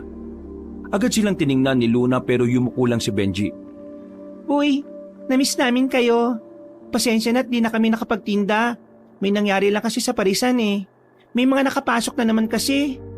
Saan na kayo? Eto, ayos lang naman. Anong pinagkakabalan niyo bukod sa humawak ng bola? Pinagkakaabalahan? Eh di, humawak ng sandata. Patingin nga ng sandata kung malaki. Ha? Sandaling tumingin si Benji sa babae. Patid niyang inaakit lamang siya nito kaya natawa na lang siya. Hindi na kasi siya madadala sa pagiging malambing at pagiging wild ng mga babaeng yon. Nakatatak na sa kanyang isipan na aswang ang magkakapatid. Benji, meron lang sana akong gustong ipakiusap. Ano yun? Huwag na kayong makialam. Makialam saan? Alam mo kung anong sinasabi ko. Meron din akong gustong ipakiusap. Ano yon? Tigilan nyo ng ginagawa nyo kasi mamamatay lang kayo. Sumilay ang nakakalokong ngiti sa mukha ng dalaga. Pati na rin ang babaeng si Luna ay nakangiti na rin. Pagtingin ni Benji kay Alan, nakatulala na lang ito. Parang wala na naman ito sa sarili. Napagtanto ni Benji na nasa ilalim na ng hipnotismo ang lalaki. Anong ginawa mo sa kanya? Si Luna ang biyasa pagdating sa paggamit ng hipnotismo sa aming tatlo. Good luck na lang sa kaibigan mo kung makabalik pa siya sa dati.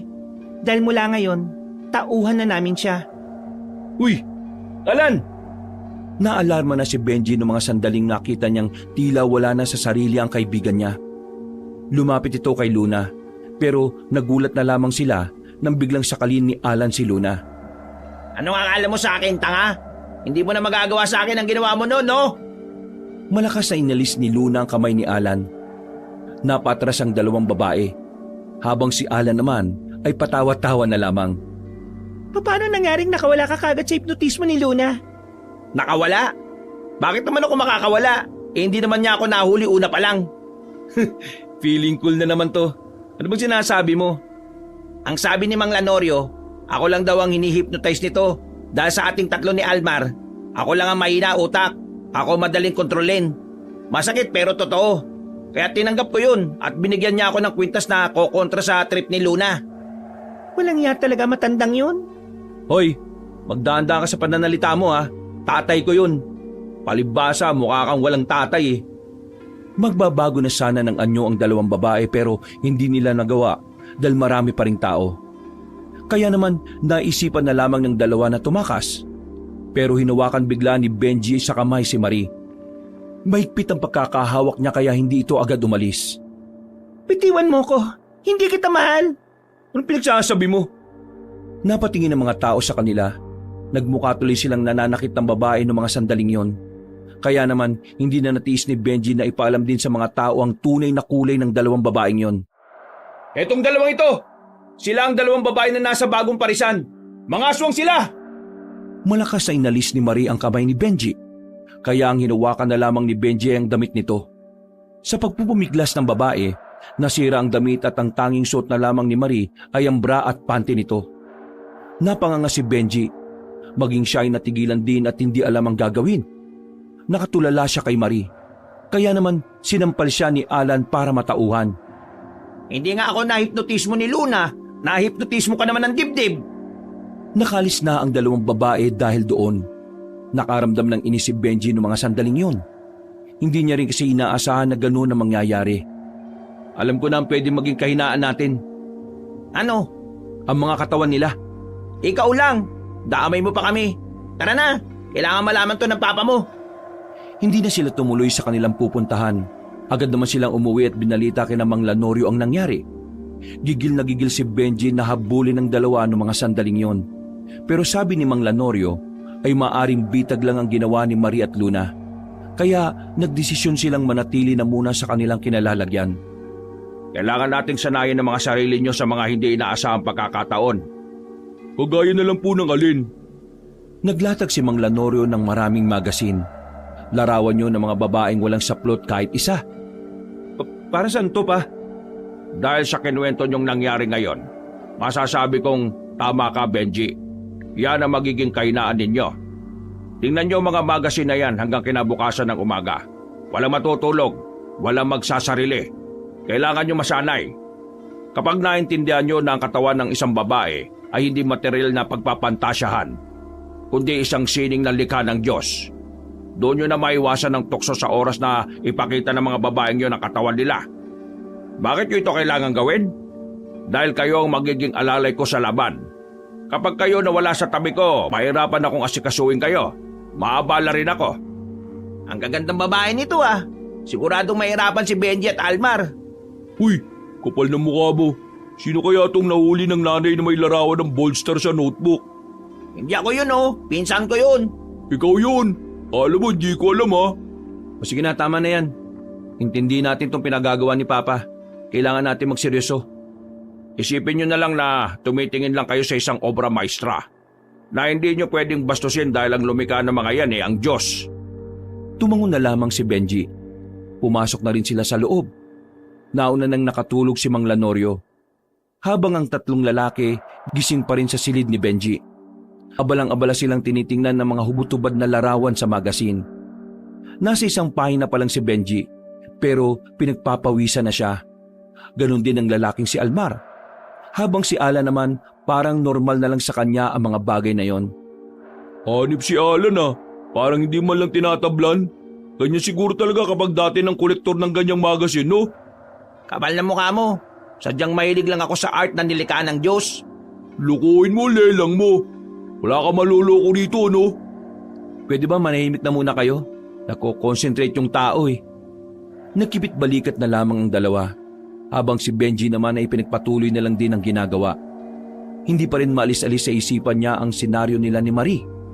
Sa buong buhay niya kasi, yun ang unang pagkakataon na nangyari yun sa kanya. Nakakakita na rin naman siya ng babaeng nakabra sa ilog, pero iba ang dating sa kanya ni Marie. Mas nangibabaw sa kanya ang kanyang pagnanasa kaysa sa ideyang kailangan niya itong paslangin dahil ito'y isang aswang. Bumuntong hininga na lamang ang lalaki saka pumikit ng ilang segundo. Inabot na sila ng kinaumagahan kakatingin sa mga larawan ng babae. Nang magising na si Mang Lanorio, saka naman sila nakatulog. Matagumpay nilang natapos ang oras nang walang nagpupunta ng banyo. Hapon na nang gisingin sila ng matandang lalaki. Gising. Kumusta pakiramdam? Wala naman. Parang normal lang. Itong si Benji, ang init ng katawan. Parang lalagnatin. Kaya nga po eh. Halatang ano? Ano bang gagawin natin ngayong hapon? Ano pa? Di magbabantay sa lugar natin. Mag-iikot-ikot tayo ngayon. Huminga ng malalim si Benji. Medyo masama kasi talaga ang pakiramdam niya. Pero sasama pa rin siya sa lakad nila. Maya-maya lang matapos nilang magmeryenda, sinimulan na rin nila ang paglalakad. Kada bahay ay nilalapitan nila at tinatanong. Sinusuri na maayos. Kapag nasisiguro nilang wala ng aswang doon, binibigyan nila yon ng pangsabit sa pinto. Isang uri ng proteksyon sa mga aswang. Nang maikot na rin nila ang buong lugar nila, nakaramdam na rin ng pagod ang apat. Pansamantala na muna silang tumigil sa gilid ng tindahan ng tinapay. Habang nagpapahinga, isang matandang lalaki ang nakita nilang dumating. Maayos ang postura ng lalaki. Unang tingin pa lang, parang mayaman na ito. Pwede ba magtanong mga makikisig na lalaki? Hindi kami makisig pare, pero ano bang itatanong mo? Ilaw ka ba? Ilaw? Ang pinagsasabi nito. Pero bakit? Kasi ang sarap mong patayin sa gabi. Naglakad na rin palayo ang matandang yon. Wala na itong sinabi kundi yun lang. Bagay na nag-iwan ng kaunting pagtataka sa kanila at kawirduhan. Ilaw? Masarap patayin sa gabi. Tama naman, di ba? Sa gabi pinapatay rin ng ilaw kapag matutulog na. Biglang hinabol ni Benji ng tingin na matanda. Pero laking pagtataka niya nang hindi na niya agad yun nakita. Wala namang kanto na lilikuan kaya isang malaking katanungan kung papaanong nawala agad yon. Bakit na? Anong problema? Hindi niyo ba naintindihan ang sinabi niya? Naintindihan. Tungkol sa ilaw lang naman yun eh. Hindi. Pick-up line ang tawag doon. Tama. Pick-up line nga. May ibang ibig sabihin na matandang yon. Ano naman? Sinasabi niyang papatayin ka niya mamayang gabi pa. Aswang ang matandang yun. Tingnan niyo, nawala ka agad. Aswang? Bakit hindi ko naramdaman yon? Mang Lanorio, Diba sabi sa amin nung nagturo sa amin, may mga ganun talagang aswang, hindi mo mararamdaman. Tara, bilis, hanapin natin. Nagmamadali silang makalis ng tindahang yon, pero bigo na silang makita pa ang matanda. Namukuan naman nila, pero wala na itong iniwan na bakas. Baka umalis na siya. Binigyan niya lang tayo ng babala. Pa, mukhang ikaw ang target nila. Mukhang siya rin ang pinuno eh. Dumaan pa ang ilang oras sa tuluyan nang nanahimik ang paligid. Binigyan na kasi nila ng abiso ang mga tao na hanggat maaari, wag na munang lalabas. Habang naglalakad patungo sa dulong parte ng kanilang baryo, nakita nilang lumabas sa gilid ng 3 babae. Pinangunahan ito ng babaeng si Marie, at sa puntong yon, nag-init agad ang katawan ni Benji nang makita ang suot ng mga yon. Halos mga walang suot, bra at panty na lang ang suot nito. Uy, magtino ka Benji ha. Yung ginawa natin kagabi, alalahanin mo. Isipin mo lang yan sining ng Diyos yung mga nakikita mo. Tumango-tango na lang siya ng ilang beses. Huminga siya ng malalim para kumuha ng lakas ng loob. Kailangan niyang labanan ng pagnanasa na kanyang nararamdaman. Kayo pala ang magagandang babae na sinasabi nitong mga binatang ito. Saan ba kayo galing ha? Nag-swimming ba kayo ang lamig-lamig? Huwag mo kaming kausapin na parang magkakilala tayong dalawa. Hindi ka namin close. Nandito ba kayo para pigilan kaming hanapin ang matandang pinuno nyo? Hindi nyo siya malalapitan. Bago nyo magawa yon, kailangan nyo muna kaming harapin. Kami ang makakalaban ninyo. Pwede ba magdamit kayo? Hindi ba kayo nilalamig? Glenda, Luna, ihanda nyo mga sarili nyo. Kailangan nating iligpit ang mga lalaking yan. Humaba na ang kuko ng mga babae. Nagbago na rin ng kaunti ang mukha ng mga yon. Pero ang katawan nanatili pa ring mainit sa mata ni Benji. Hindi nagtagal, lumusob na rin ang 3 babae sa kanila. Napatulala lang si Benji sa gilid, habang sila Mang Lanorio naman ang kusang humarap sa mga aswang na yon. Diyos ko, umilos ka naman dyan anak. Mapapahama ka dyan, buwang! Galaw-galaw! Pumikit sandali si Benji at sa pagdilat niya, buo na ang kanyang loob. Handang-handa na siyang harapin ang babaeng si Marie. Hawak niya ang mahaba at bagong itak. Kumikislap pa ang talim nito dahil sa liwanag na tumatama. Kakayanin kita, Marie! Kakayanin kita! Sigurado ka ba? Baka bigla ka nalang lumuhod mamaya sa harapan ko. Lumundag ang babaeng si Marie patungo sa kanya. Kinakalmot-kalmot siya nito at patuloy niya naman itong iniilagan. Nakatingin lang siya sa mukha ni Marie para hindi siya maakit. Nang makakuha ng tamang pagkakataon, nahagip niya ang babae sa braso. Agad na dumaloy ang dugo mula roon. Mahusay ka pala, Benji. Ganyan ang gusto ko sa mga lalaki. Mauhusay. Gumapang ang dalaga at tumalon ng mataas. Pumaibabaw ito kay Benji. Nang maramdaman niyang gumagalaw-galaw ang dalaga, tila nawala na naman sa wisyo ang lalaki. Ito lang pala ang katapat mo eh. Akmang kakalmutin na ito ni Marie pero biglang nakalapit si Mang Lanorio. Sinipa niya ng malakas ang dalaga kaya tumalsik ito. Hinila naman agad ng matandang lalaki ang kanyang anak. Anak, kailangan mo na matinding focus. Kung hindi, ikaw ang matatalo niyan. Tumango na lamang si Benji. Huminga siya ulit ng malalim. At hindi na niya hinintay pang lumapit sa kanya ang babae. Dali-dali na niyang inatake si Marie. Makilang ulit na niyang hinagupit yun. Nagulat ang dalaga dahil tila mas lalong gumaling na ang lalaking si Benji. Nang makakuha pa ng tiyempo, tinaga ni Benji ang babae at tinamaan naman yun sa balikat. Noong mga sandaling yun, pakiramdam ni Benji ay matatalo na niya ang babae. Pero nagkamali pala siya ng hinala. Nagulat silang lahat, lalo na si Benji, nang alisin na ng dalaga ang bra nito. Dahil dito, parang masisiraan na ng ulo ang binatang si Benji. Tuluyan na itong nawala sa wisyo. Sinamantala na yun ang babaeng si Marie. Kinalmot niya si Benji. Kahit nakailag siya ng bahagya, naramdaman niya pa rin ang hapdi. Bakit? Hindi mo ba ito nagugustuhan? Pambira si Benji. Parang nabubuang na. Nilapitan agad ni Mang Lanorio ang kanyang anak. Sinampal niya ito ng malakas ng 3 beses. Sa lakas ng sampal, dumugo pa ang labi. Maging si Marie ay hindi niya rin inaasahan yon. Magising ka sa katotohanan. Mamamatay kang walang naitutulong. Natauhan na naman si Benji. Nakaramdam ng galit ang binata. Inis na inis siya nang lumapit siya kay Marie. Sa puntong ito, wala nang pakialam si Benji. Kahit ingudgud pa siya sa dibdib nito dahil sa wakas nakuha na rin niya ang tamang focus. Tinamaan niya sa tagiliran si Marie, habang si Glenda at Luna naman nagiging tagilid na rin sa laban na yon. Kaunti na lang, todas tama ka ito. Tara na, tapusin na natin ang mga hubaderang ito. Pumorma na silang apat. Nang sila naman ang lumusob, si Marie lang ang nakailag, habang ang dalawang babaeng si Glenda at Luna natuluyan na sila ng dalawa.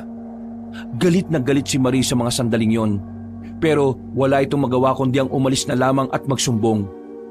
Napatay man nila ang dalawang babaeng aswang, hindi pa rin sila pwedeng makampante dahil hanggat nabubuhay si Marie at ang matandang hinahanap nila, hindi pa rin mapayapa ang kanilang isipan at ang kanilang lugar.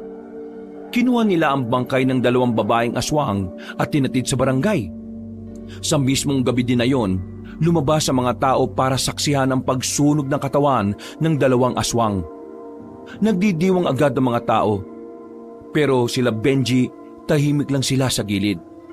Pasensya na kanina. Wala yun. Nalabanan mo naman at nanalo naman tayo. Ang malaga, pinakita mong kaya mong lagpasan ng pagnanasa mo. Napalingon silang lahat sa bubungan ng barangay nang makita nila ang isang matanda at isang babae na naroon. Naalarma na ang mga tao nang mapagtantong ang dalawang yon ay mga aswang. Si Marie ang babae, kasama nito ang matandang lalaki. Nasa kanilang palagay, yon ay ang pinuno ng mga aswang. Well, kagaya ng inaasahan ko, mababaw ang kaligayahan ng mga tao. Nakapatay lang nagdiwang na. Mga ignorante! Ikaw ba nga mo na 3 babaeng kalaban namin? Oo, hindi lang basta amo. Ako rin ang may-ari ng parisan na sinira ninyo. Ikaw pala ang pasimuno ng lahat ng ito Linti ka pala kung ganon. Wala ka bang pambili ng karne ng baboy o baka? Bakit karne ng tao ginagamit mo? Mas malinamnam kasi ang karne ng tao. Human meat is so delicious. Walang iyang matanda to, pa-English-English pa Bumaba ang matandang si Demetrio. Inihanda naman nila Benji ang kanilang sarili. Alam nila sa mga sandaling yon, magsisimula na naman ang labanan. Alam niyo bang nanggigigil ako sa mga mukha ninyo? Dahil kayo, sinira niyong negosyo ko! Wala kaming pakialam kahit na mukha mo pang masira. Hindi na nagsayang ng oras sa matandang aswang. Bigla-bigla na lamang itong nagbago ng anyo. Pumangit ang mukha nito at humaba ang buhok. Nanlalaki ang mga mata ni Mang Lanorio. Ngayon lang kasi siya nakakita ng lalaking kubot na aswang. Gumala ang mahaba at makakapal na hibla ng buhok ni Mang Demetrio. Noong mga sandaling yon, alam na nilang mahihirapan sila sa laban. Kaya naman, nagiwahiwalay na sila ng pwesto. Pinalibutan nila ang aswang na si Demetrio. Sabay-sabay silang umatake pero hinawi lang sila ng malakas ng buhok nito. Bakit ba nga ba ng buhok ng siraulong yan? Kubot yan. Isang uri ng aswang na humahaba ang buhok. Pero hindi ko alam kung bakit may lalaking kubot. Kadalasan, babae lang kasi. Hindi na naituloy ni Mang Lanorio ang kanyang sasabihin nang pumulupot sa katawan nito ang hibla ng buhok ni Demetrio. Inangat siya ni Demetrio at inilapit at pinagsasampal ni Demetrio si Mang Lanorio ng maraming beses. Walang iya ka. Ikaw ang pasimuno ng lahat ng yan Ayan, sampal ka ngayon. Mga pre, bilis! Agad na tumakbo ang 3 lalaki patungo kay Mang Demetrio. At sa pagkakataong yon, nagawa na nilang patamaan ang matandang aswang. Tinaga nilang 3 si Mang Demetrio sa katawan. Dahil dito ay nabitiwan nito si Mang Lanorio. Hindi pa sila nakontento. Sinuntok pa ni Mang Lanorio ang aswang ng ilang beses para makaganti. Pagkatapos ay agad na rin silang lumayo dahil nagbabadya na naman ito ng pag-atake. Siraulong aswang yan Ang sakit ng sampal. Sabi mo sa amin, anong kainaan ng mga kubot? Sa dibdib. Sa dibdib natin siya kailangang birahin. Hindi pa sila tapos mag-usap ay agad nang gumala ang buhok ng kanilang kalaban. Nagtakbuhan na muna sila para hindi sila mapuluputan. Nang makarating na sila sa gilid ng mga kabahayan, pansamantala silang nakapagpahinga. Nakita nila ang buhok na parang may sariling isip na umaharap sa kanila. Kapag nagkaroon tayo ng pagkakataon, putulin natin ang buhok. Mababaliw yan kapag naputol ang buhok niya dahil mahalaga yun sa mga kubot. Kakatingin nila sa labas, hindi na nila nabantayan na nasa likuran na pala nila ang buhok. Hinila si Alan palabas at si Almar. Samantalang nakailag naman si Mang Lanorio at si Benji. Hindi nyo na ako matatakasan! Papalagpasan na sila nang biglang mablot na rin ang kanilang paa. Pare-pareho na silang bihag ni Demetrio sa mga sandaling yon. Marie, halika! Di ba galit ka sa kanila? Ikaw ang tumapos sa kanila. Pero bago yon, bigyan na muna natin sila ng pagkakataon para makapagpaalam sa mundong ito. Sinabi ko naman sa inyong wala kayong panama sa pinuno namin, di ba? Ngayon, sisihin nyo na lang ang mga sarili nyo dahil mamamatay kayong walang magagawa. Marie, itigil nyo na to! Bakit naman namin gagawin yon? Nagninegosyo lang kami. Pwede naman kayo magnegosyo nang hindi dinadamay ang mga tao eh. Mali ang ginagawa nyo. Kaya nakikiusap ako sa inyong itigil nyo na to. Bigla ka yatang bumait ngayon, Benji. Nasaan na ang tapang mo kanina? Pre, wala kang mapapala sa pakikipag-usap dyan. Sira ulo ng mga yan. Ikaw, matandang aswang, anong pangalan mo? Kanino ko pa hinihintay na tanungin niyo ang pangalan ko? Sa wakas, may pagkakataon na rin ako magpakilala na maayos. Ako nga pala si Demetrio Loresca, ang pinakamayamang aswang sa balat ng lupa.